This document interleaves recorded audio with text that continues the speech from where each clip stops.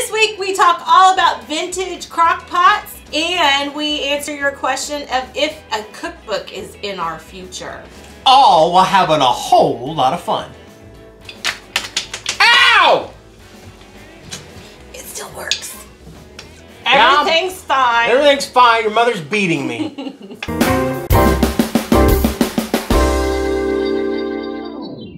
Hi, welcome back to As Good As It Gets. I'm Cris. And I'm Mikey. And this is a weekly chat from our kitchen where we answer your questions. All while having a whole lot of fun.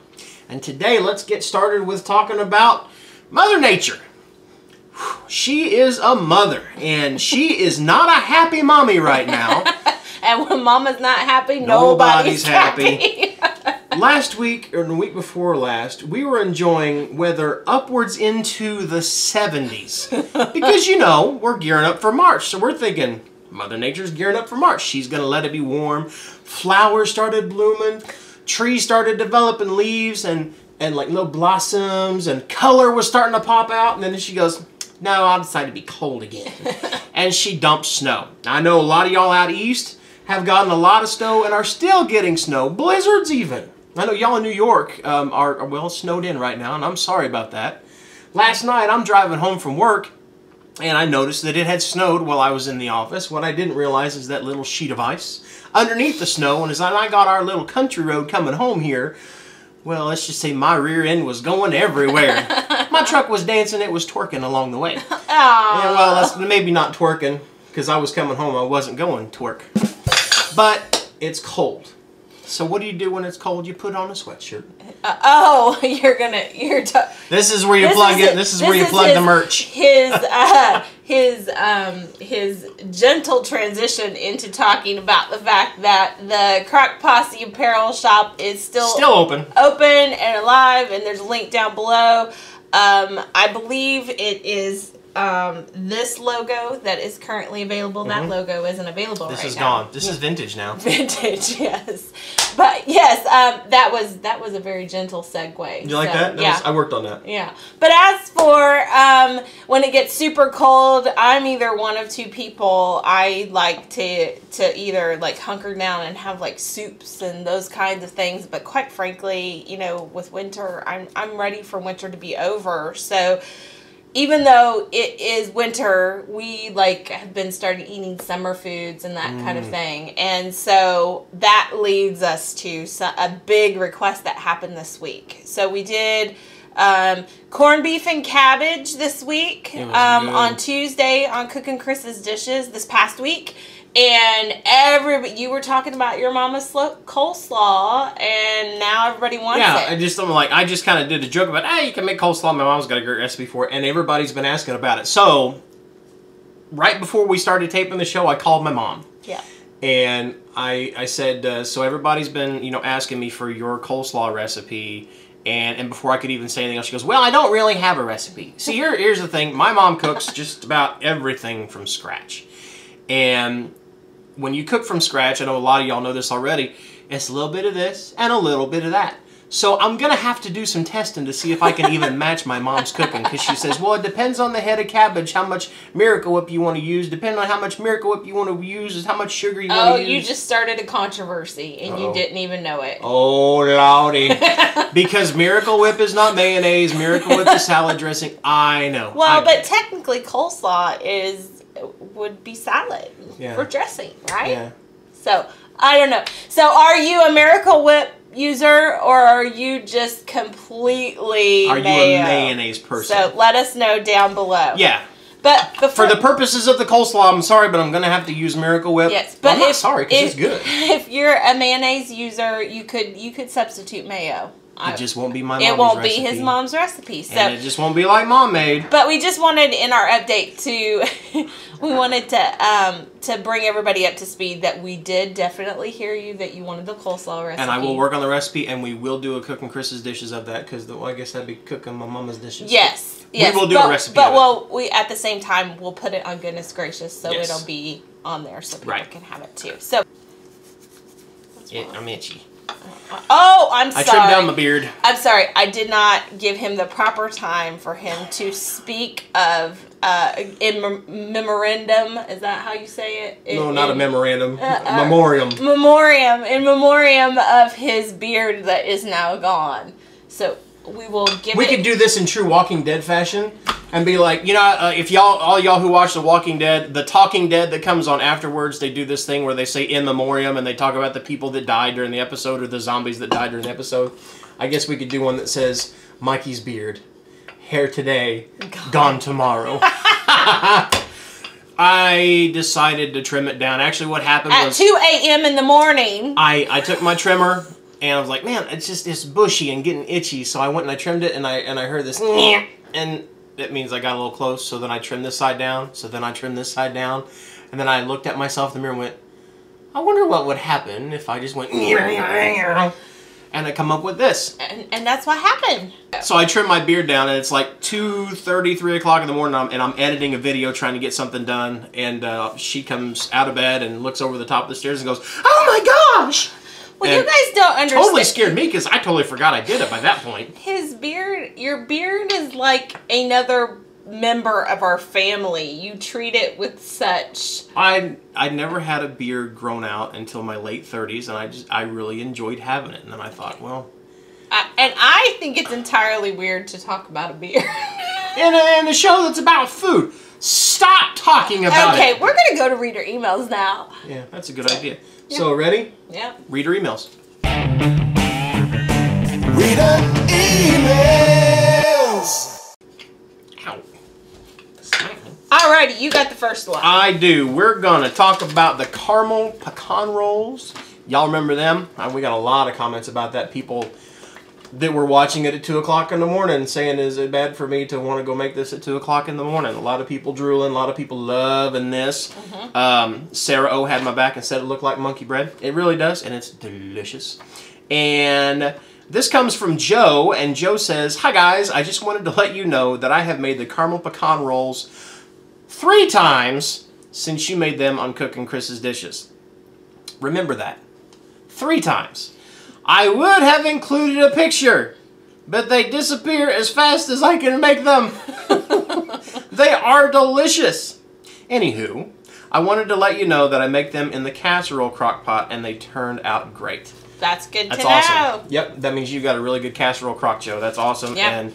And if you could just slow down, maybe on the 4th or 5th time you make it, take a picture and send it to us, and we'll feature it. We'll give a shout out. Yeah, definitely. Yep, those are really good. They're so easy to make and delicious. Yeah. And we'll link the video down below for anybody who might have missed that. Yep. So. And you'll probably want to make them too, and hopefully take a picture. Yeah. Slow down.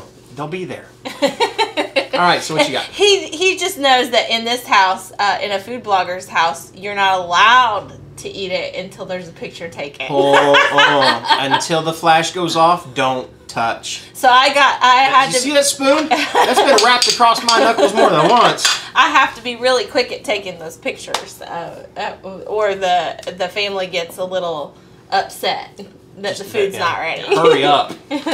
So yours, actually, the question for me is the next sheet. Oh. So, yeah. Well then, here we go. This comes from Ellen. Hello, Ellen. And Ellen says, hi to you. I am new to following your chats and have found your site about 6 months ago.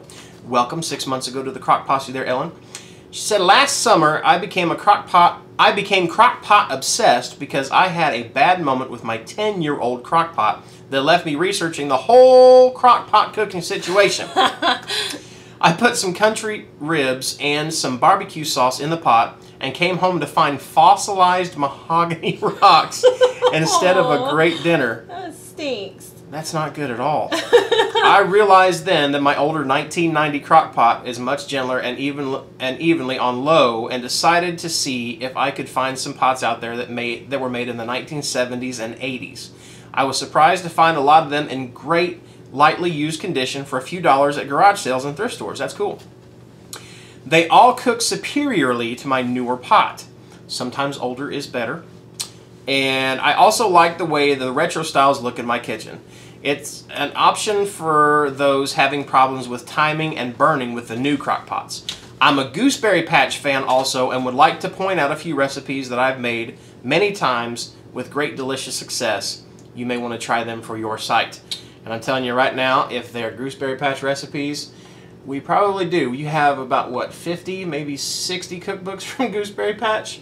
I think that's being very conservative in your number counting. Sorry. Oh, wait. That was just the top shelf. My bad. We're very big fans of Gooseberry Patch. So, yes, I do appreciate you pointing out things, and I will definitely be looking those up and giving them a try. The things that it's Ellen suggested. And Ellen brings up a very, very, very good point. For those of you that remember mom or grandma cooking in the crock pot and it cooking all day long and it always having this wonderfully cooked meal, but a lot of those vintage slow cookers cook a lot cooler than the newer slow cookers. And I think that happened, I want to say right around, I think it's around 2000s is when that hit. Is that because of the whole food safety thing? Yes, because all the manufacturers all kind of upgraded what the low settings were going to now cook hotter because they were afraid that food was not getting to the safe zone in cooking. Like it was taking too long to take it from room temperature or cold, or some people were even putting frozen things in, and it was taking too long to get it up to a safe cooking temperature, and so they were afraid that people would get sick off of their food. Now, how much of those fears are grounded in actual cases that happened, I honestly don't know. My guess is from a food safety standpoint and from a legal standpoint, they did it to protect themselves. It probably only takes one case before they have to change things up. They did it probably to protect themselves, and so you have a lot of people who very much prefer the vintage slow cookers. And all I would say, and we have one as well that my mom gave me, and I know, and that's why a lot of people have problems with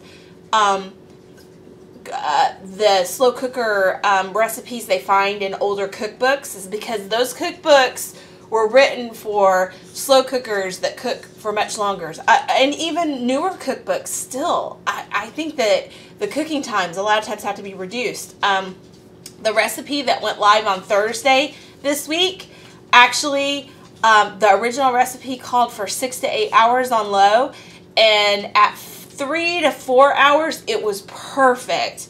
But by the time it got to 6 to 8 hours, because I kept cooking it to see if it could withstand that cooking time, it was okay, but it wasn't nearly as delicious as it was at 3 to 4 hours because it was just boiling. What recipe do you want? The Sloppy Joe.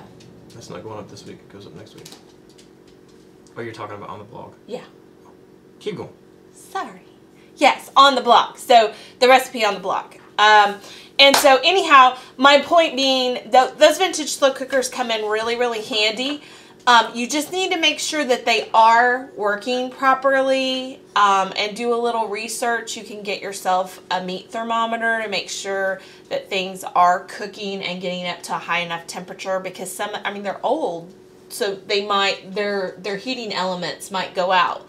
So like, I would say if you put a roast in there and you cook it for 8 hours, 10 hours, and the roast is not done, that's probably a good sign that that slow cooker's heating element does not work. And it needs to go to pasture. However, if you cook something in there and you get fossilized mahogany rocks, that's a problem too. Okay, so I've got a question for you.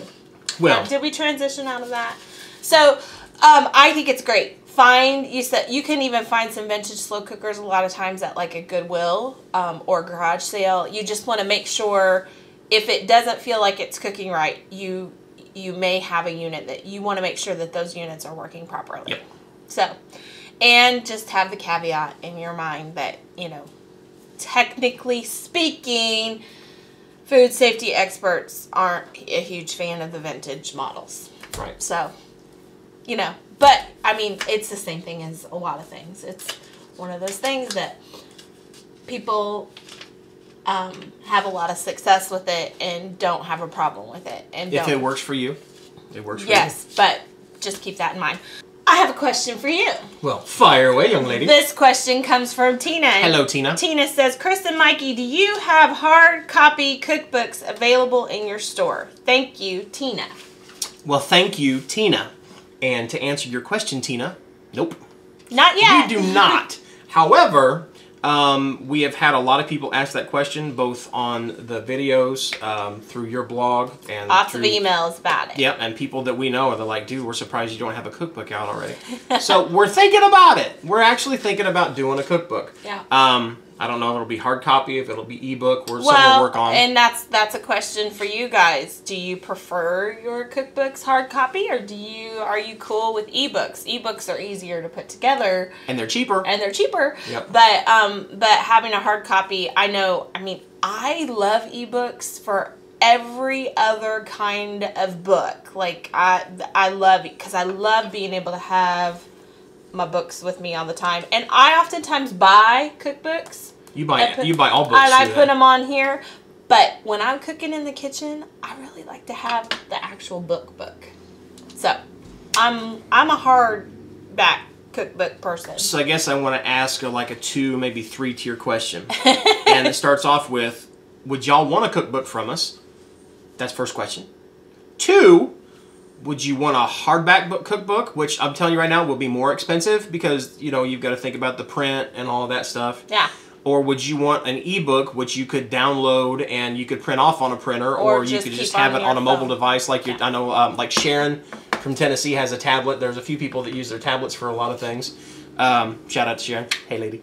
And then the other part of that is, if you've answered, yes, I want a cookbook, and then you've answered how you want that cookbook, what do you want in the cookbook? I mean, are you looking for something that has all slow cooker recipes, or would you like a variety? Are you looking for stuff from also from Goodness Gracious, like the cake recipes and Mama's coleslaw and like the summer salads and stuff like that we do on Goodness Gracious that aren't specific to a crock pot, but to anything? Yeah.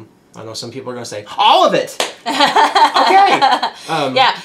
This would be something much further down the road, but we've heard from folks a lot about it. So it's one of those things that it would be a big project to tackle, but we're thinking about it. So that's the answer to that question. Yep.